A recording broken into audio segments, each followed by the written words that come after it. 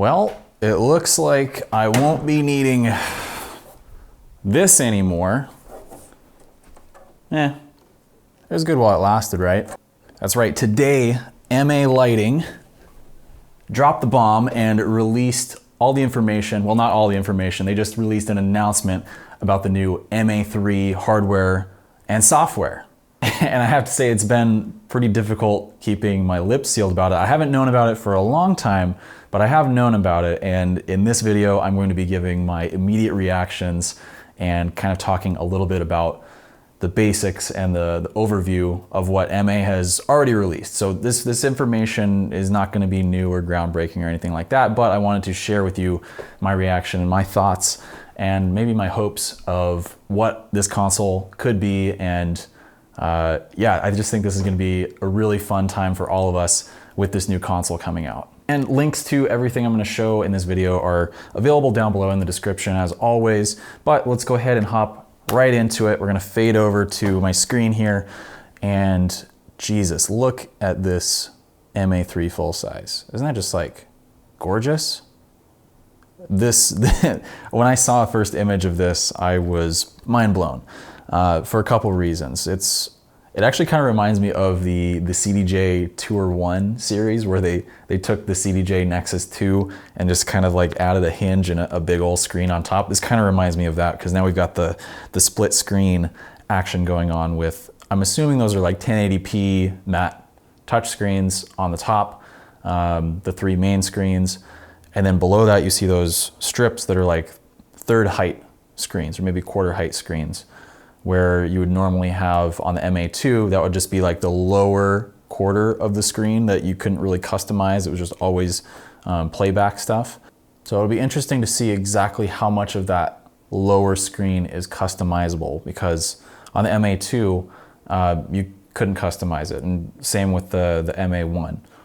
If we just take a quick first glance, we can see a lot of things have changed.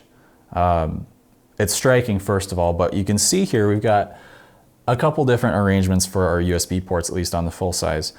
We do have the one kind of on the palm rest where the trackball would usually be.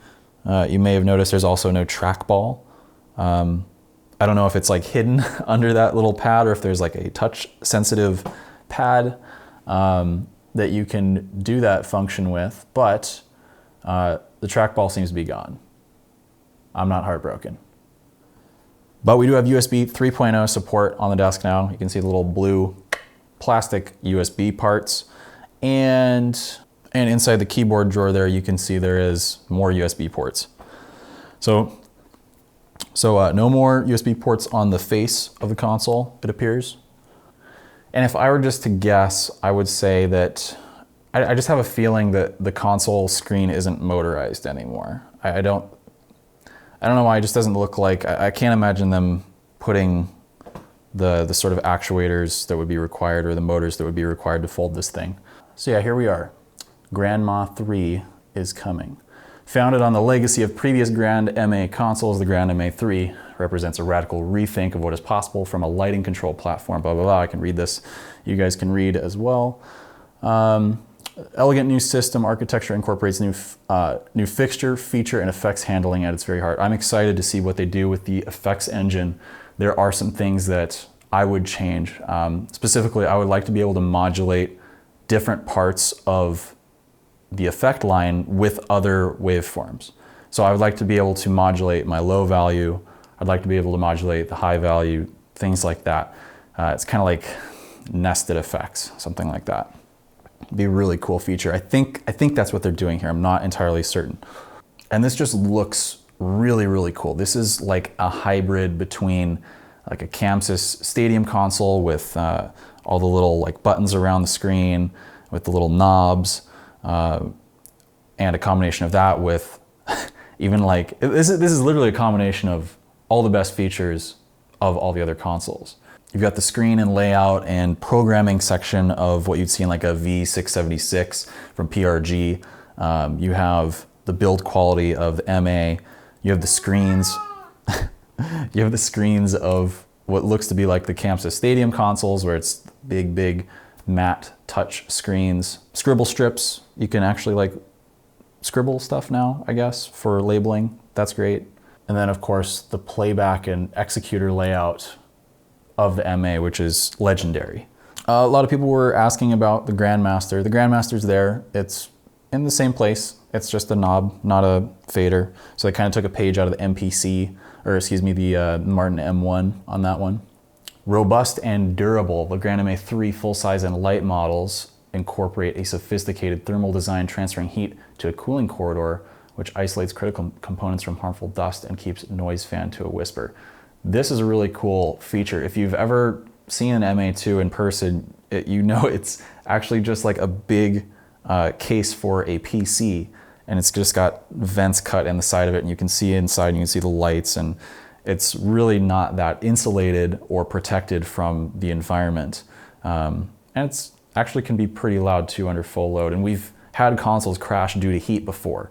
So I feel like this, in combination with the brighter screens, is going to be a big answer for a lot of the concerns that I've had in the past with using these on festivals, outdoor, in the desert.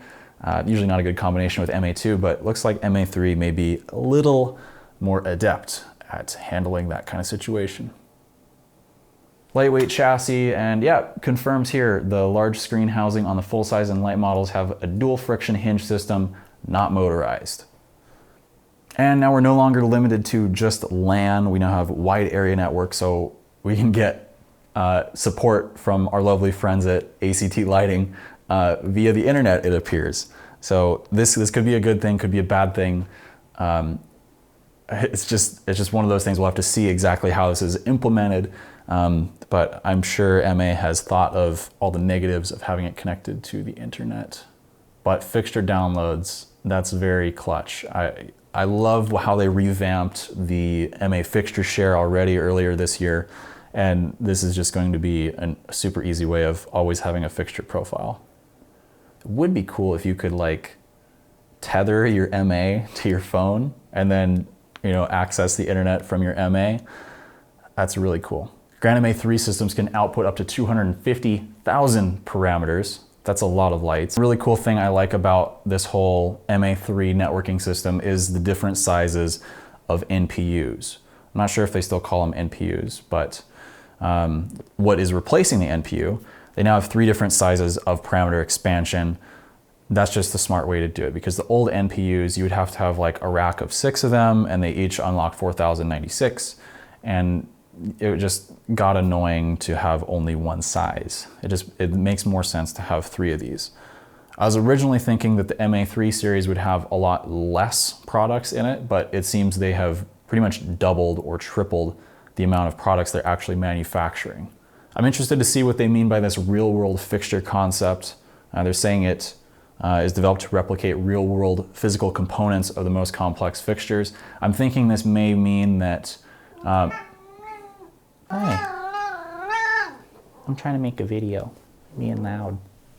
So I'm thinking this may mean that they have taken into consideration things like the acceleration of pan and tilt, the speed of focus racking in and out, the speed of all the zoom modules on these different fixtures. Certainly for all of the main manufacturers, you know, all the Martins, the Robies, Elation, all these different fixtures, I'm sure they will have calculated all of this, and you'll be able to visualize with the new visualizer a little more accurately what's actually happening.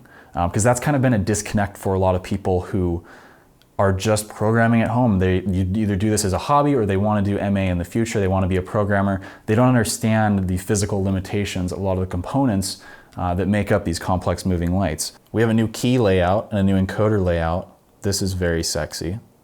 I'm not sure exactly how these will behave. I have a feeling that the little button next to each encoder is replacing the vertical click of the encoder. Because right now on the MA2 and the MA1, you click down on the encoder to select whatever is selected on the screen and then open an edit window. But I think that little button to the left may be replacing that, or it's an alternate function and you still have the clicking ability on the encoder. Either way, cool. And this dual wheel function, I am assuming will be fully mappable to any parameters you want. I've wanted this for a while, to where I can always have my pan and my tilt on encoder 1, so pan to be on the inside, tilt to be on the outside, and then I can have all my most commonly adjusted parameters, because I'm not going to be going through, for the most part, a color picker and RGB values with my encoder wheel. I just pop up a direct access or, a special dialog box for a color picker. I'm not using my encoders for that. So if I could just have my encoders always default to a certain layout, that's just something I've wanted for a while. I think this is what they're doing there. And we can get a little bit closer look at the screens here. It looks like they're flush mounted with the chassis, which I'm not sure how I feel about. We'll see. It's a cool look. It's very, very sleek. So here we have a little bit better look at the playback section, and kind of an interesting layout that we have here in comparison to previous generations of MA. Most notably, the executors are not numbered. Okay, that's really cool. That means that all of this is completely mappable, right, on the software side of things. This has always kind of bugged me where everything on Executor 1 has to be in a row, but whatever. But if I'm not mistaken here, I think that this means you can assign different executors to different playback buttons on each executor strip. Not certain, they haven't really said anything about that. I'm trying to kind of decipher what I see on the screen here. I think that is the case. I'm not sure what these two wheels on the center section in between the two playback banks is. What else do we see on here? Can't really see too much on the screen, but we are rid of that ugly, I don't want to call it ugly, that very unique yellow magnetic strip, the scribble strips. We now have fully RGB illuminated faders, and I'm so excited. Because just think of all the fun macros where you can make rainbows. You thought it was cool that I could do sine waves on the faders before. Just wait. We also have these new Executor knobs. I'm thinking this will come in handy for all the video playback that we will see with the console. Again, this is just a combination of all the features of all the great consoles and ideas and philosophies. Fully flexible assignment of playback functionality allows for 30% more playback handles than any previous GrandMA series console. All playbacks have direct access to button pushes as well as intensity and timing changes thanks to new rotary RGB backlit encoders. So cool, that would be sweet to be able to independently change the time, the off time, the fade in time of different executors with those knobs above there. More knobs, more X keys, 20 X keys again.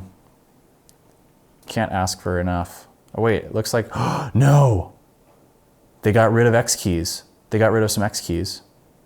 Or maybe they didn't. I'm scared. If there's only 16, let's scroll back up. Dun, dun, dun, dun, dun, dun, dun, dun. I'm frightened.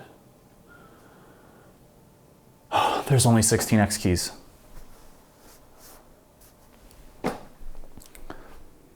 We're going backwards, okay? I don't know if you remember the MA1 and how many X keys it had. I think it was 40. In fact, I'm gonna look it up.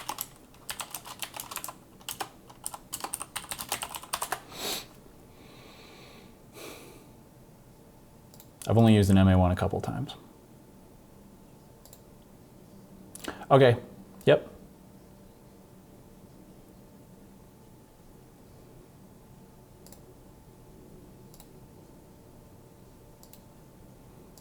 Yeah, look at this. 40. We had 40 X keys before.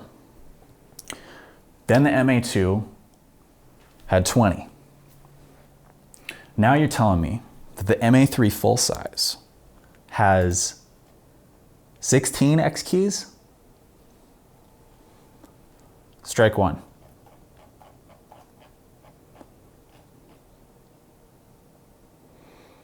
But we do have a stomp button. That's cool. Better than MA at. That's a lot nicer. We also have Oh no. Oh no. Wait.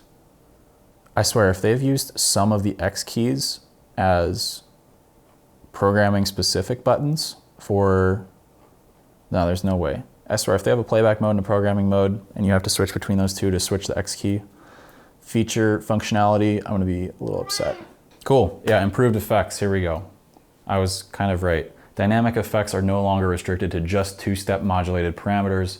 The GrandMA3 software has a totally new effects concept, allowing multi-step effect sequences to be nested inside a cue or preset. Phasers are treated just like static parameter values and respect normal programming syntax. Dope. This is exactly what I've wanted, and it's finally here. Integration. In addition to the lighting control capabilities, MA3 features an integrated 3D visualizer. Sweet, so I'm guessing there will no longer be a separate MA3D.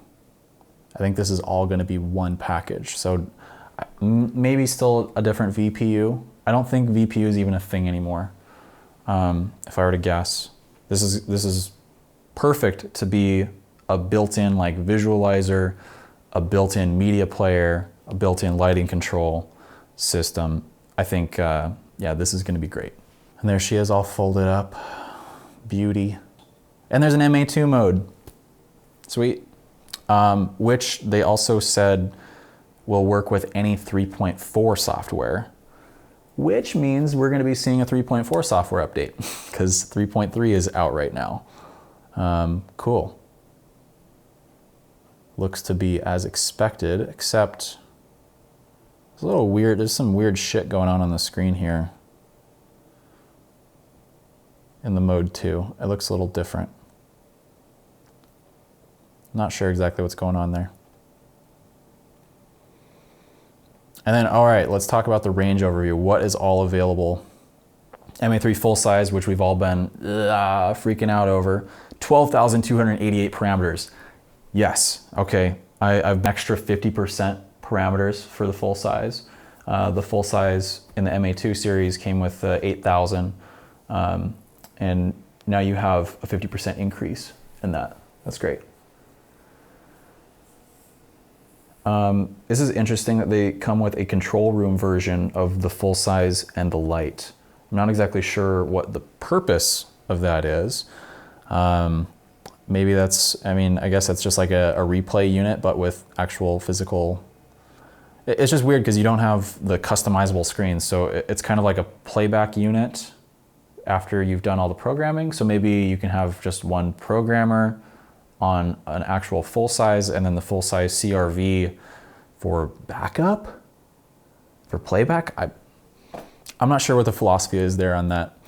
There is a GrandMA3 Lite, which has double the parameters of the current MA2 Lite, which is great. That's perfect. And the reason I'm excited about this parameter enhancement, or more parameters being unlocked from the get-go, we're using a lot more fixtures that have heavy DMX footprints and use a lot of parameters.